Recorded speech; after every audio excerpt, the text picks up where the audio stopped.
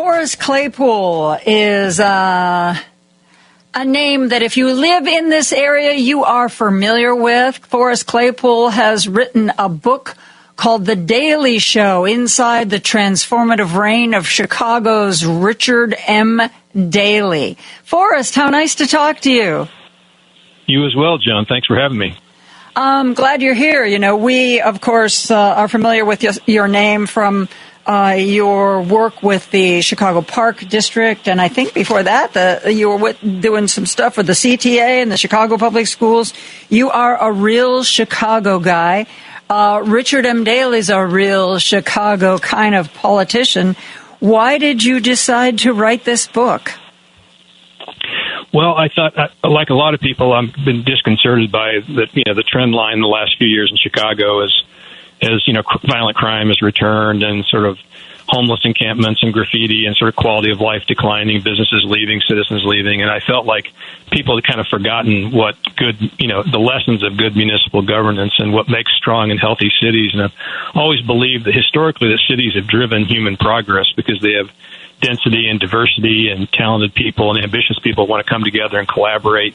But cities are fragile, and unless there's strong leadership and pragmatic policies that create a high quality of life and an opportunity of a business climate for growth, then they tend to fall into disrepair, and that advantage is lost. And I just thought history has been sort of forgotten here, and I sort of wanted to remind people of Daley's legacy, which I think we could learn a lot from today.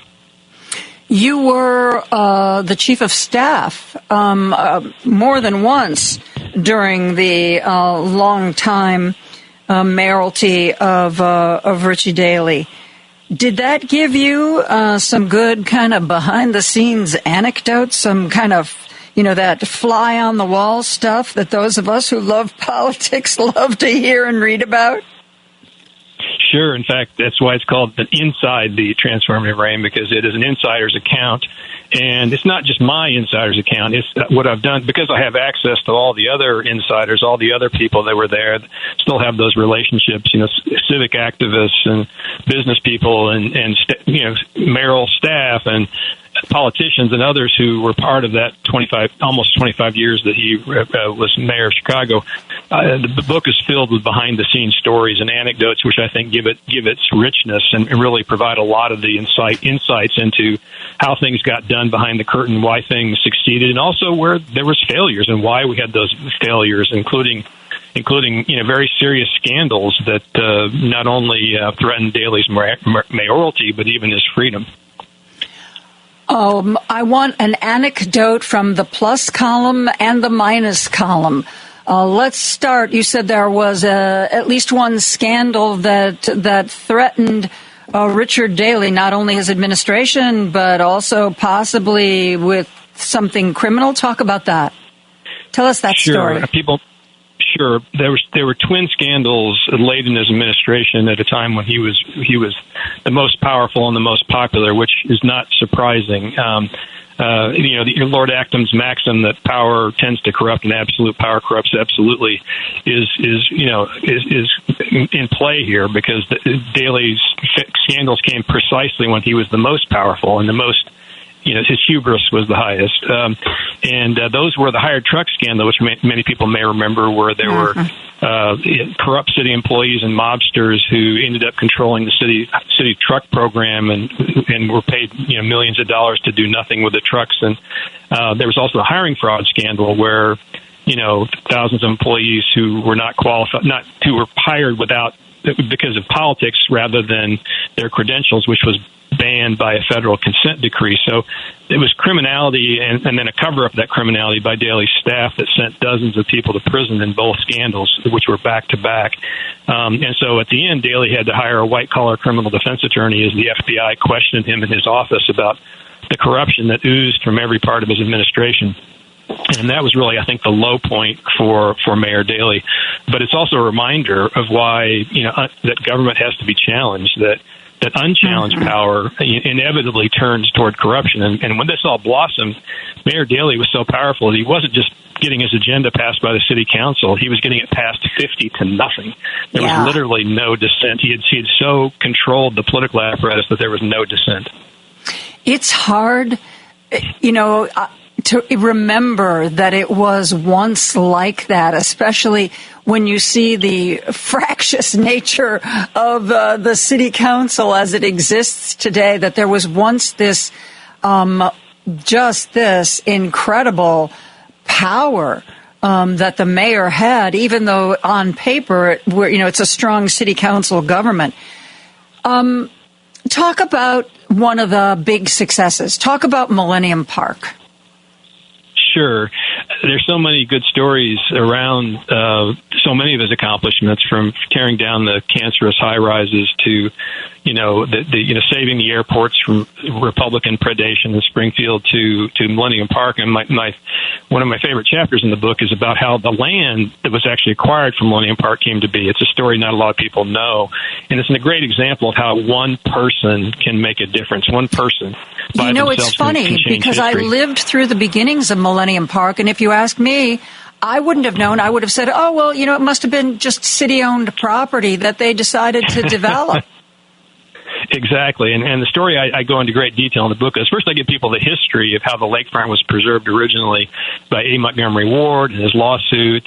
He was a reviled figure, but he saved the lakefront for the people. And, Burnham's plan for Chicago, which wanted Grant Park to be entirely verdant, but yet the Illinois Central Railroad was granted this 25 acres railroad in the city right in the heart of Grant Park back in the 1800s.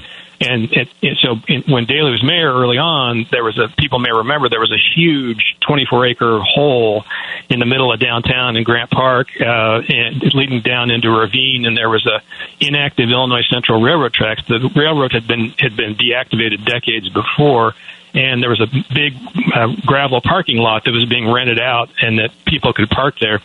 And my general counsel, I was running the park district at the time, my general counsel, Randy Merberg, was also the lakefront director, and he would go around and look for problems, and he kept finding that this fence, which led down to the ravine, was constantly being cut open so that parkers could take a shortcut across the park, and they were creating a muddy path. And he confronted the parking lot operator, who said, "I'm going to keep doing that." And Randy was a lawyer who had some railroad experience back in the day, and after weeks of frustration trying to stop this rogue parking lot operator and his damage to the park, he had an epiphany, and he went over and dug deep into the ancient land records and kind of blew the dust off the old deeds and found the original deed to the Illinois Central land, and he discovered that the railroad didn't own the land outright. They owned it subject to a covenant that had been granted in 1852, that if the land should ever cease to be used for railroad purposes, it would revert to the city of Chicago.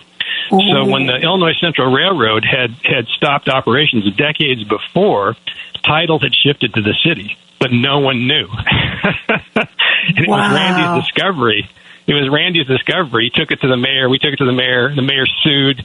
The Illinois Railroad fought it for a few months and then threw in the towel. So because of one person's battle with a rogue parking lot operator and his creativity and his persistence and his knowledge, he changed Chicago history. What a great story. What a great story. The gentleman's name, by the way, is Randy Merberg, who's still a partner at Jenner and Block here in Chicago.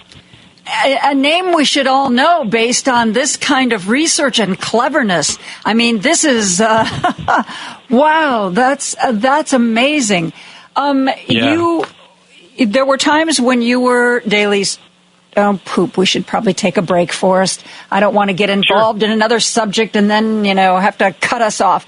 I'm talking to Forrest Claypool, whose book is The Daley Show Inside the Transformative Reign of Chicago's Richard M. Daley. We'll be back right after this.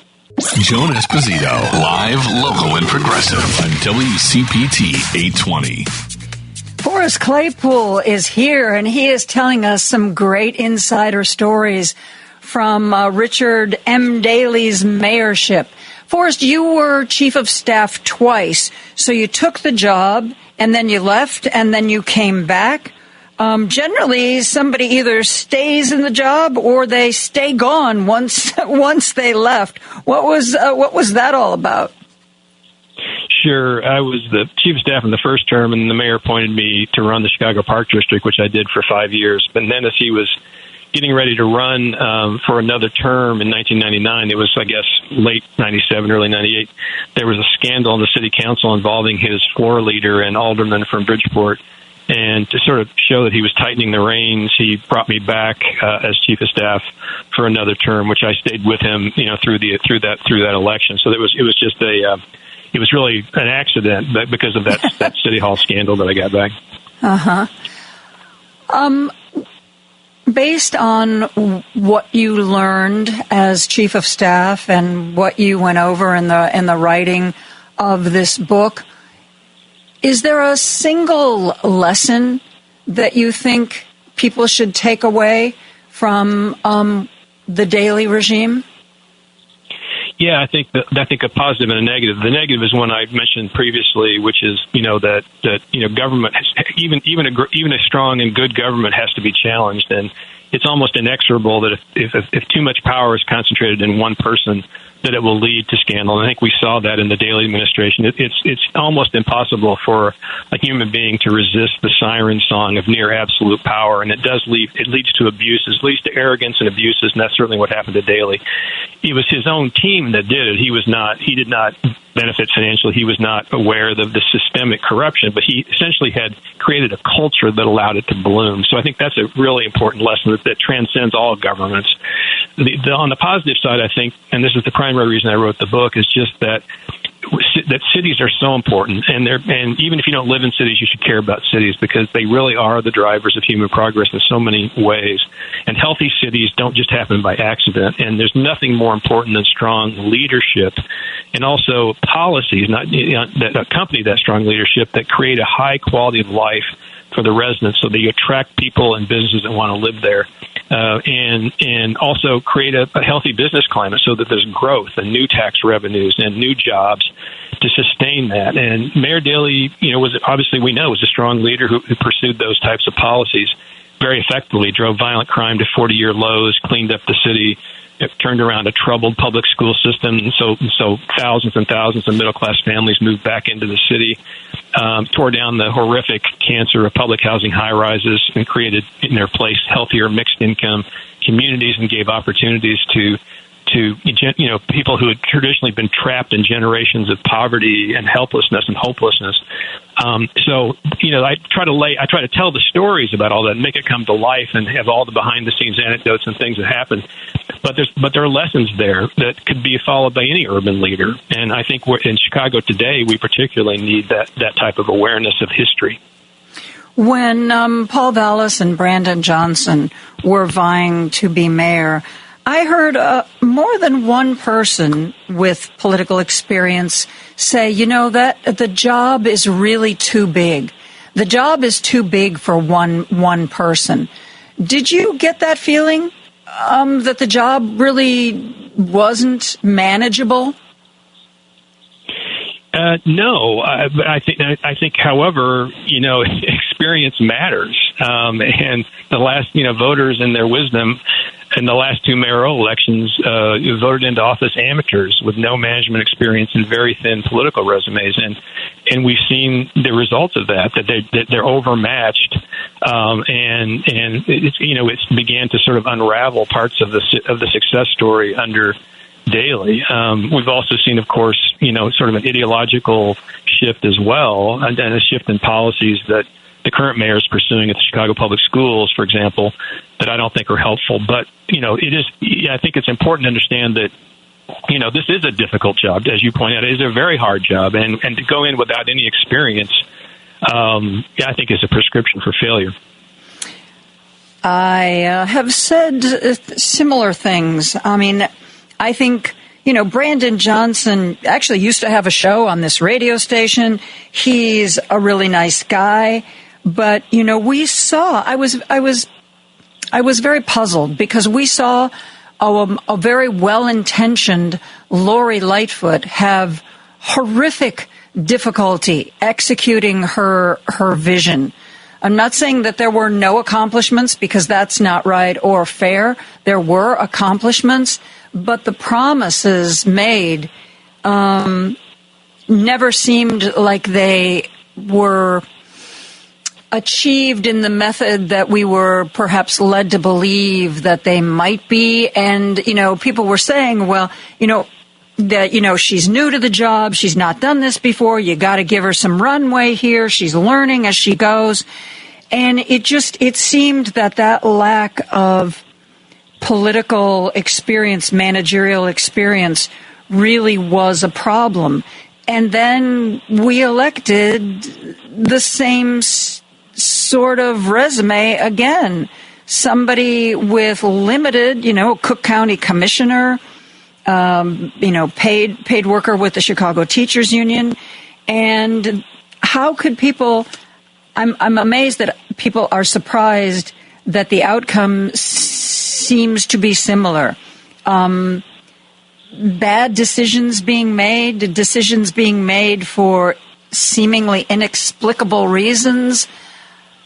Is it the voters' fault that the voters weren't a little more discerning? I mean, come on. You put somebody with not a lot of experience, and then you're mad because they're not doing the job the way like Richie Daley did.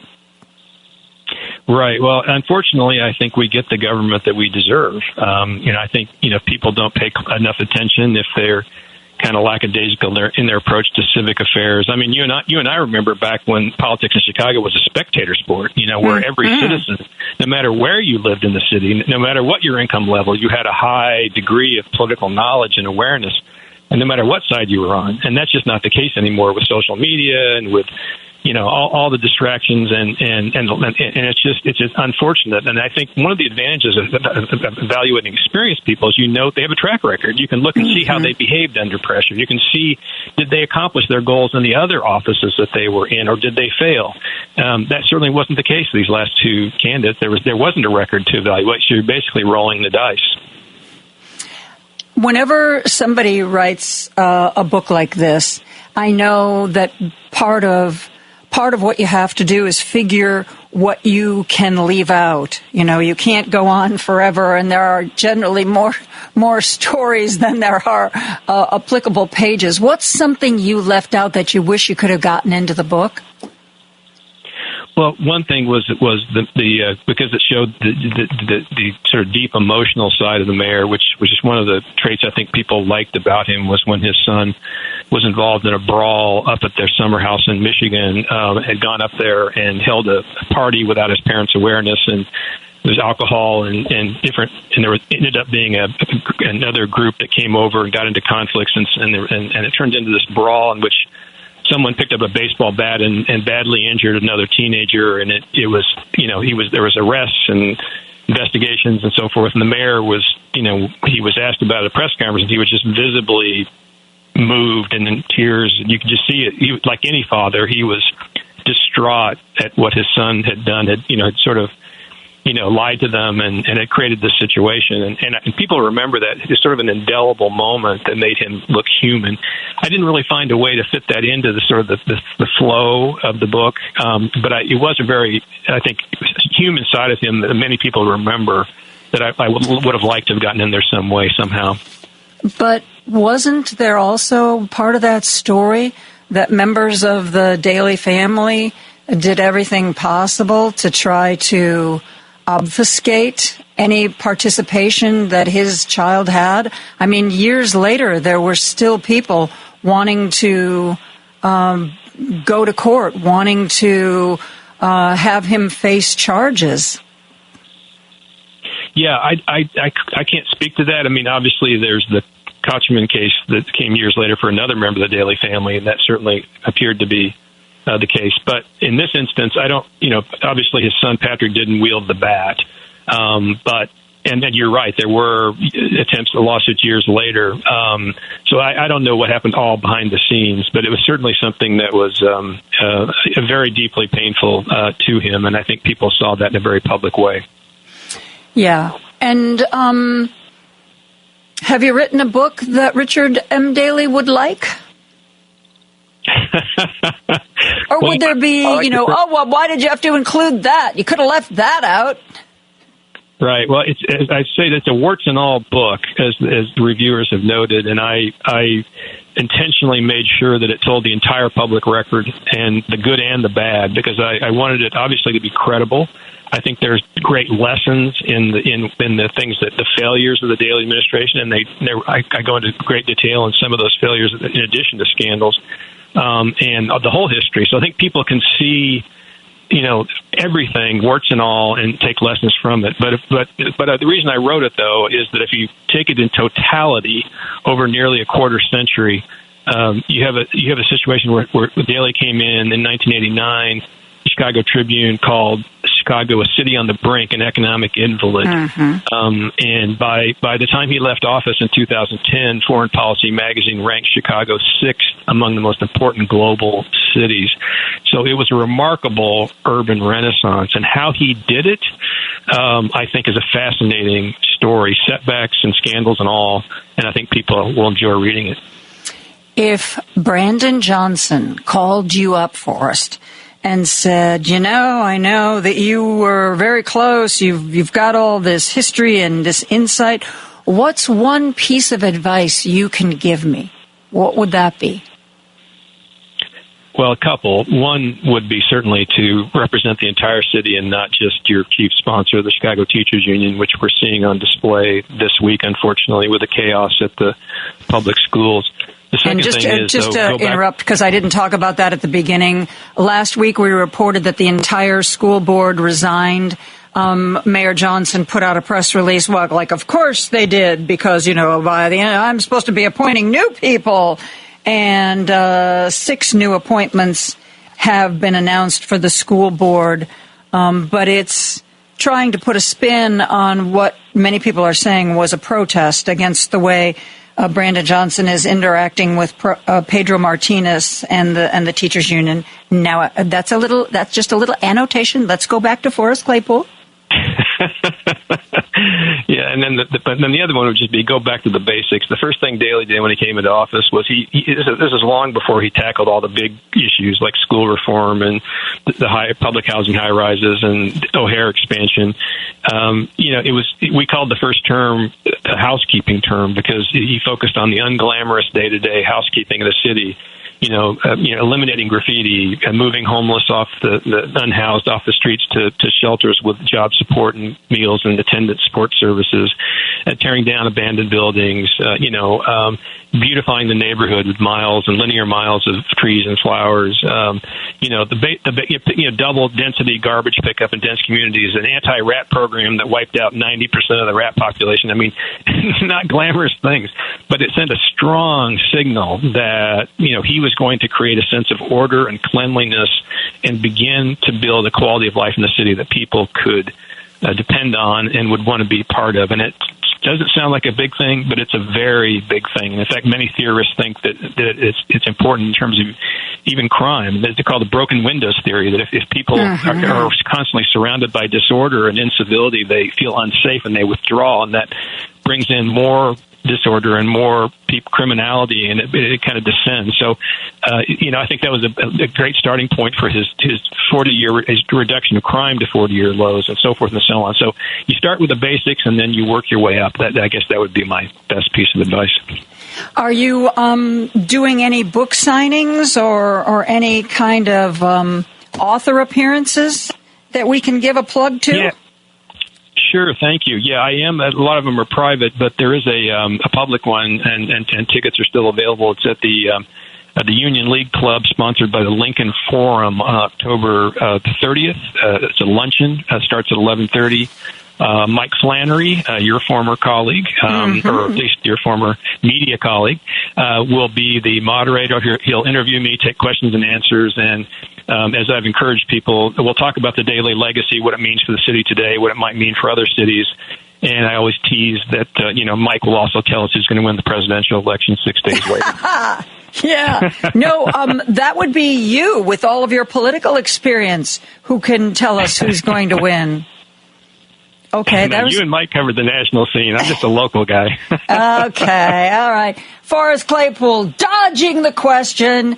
but we'll let him get away with dodging that one. Forrest Claypool, again, going to be at the Union League Club October 30th at lunch talking to Mike Flannery. Thank you for sharing insights about your book. I love local politics, and I love those fly-on-the-wall stories. Thank you so much, Forrest.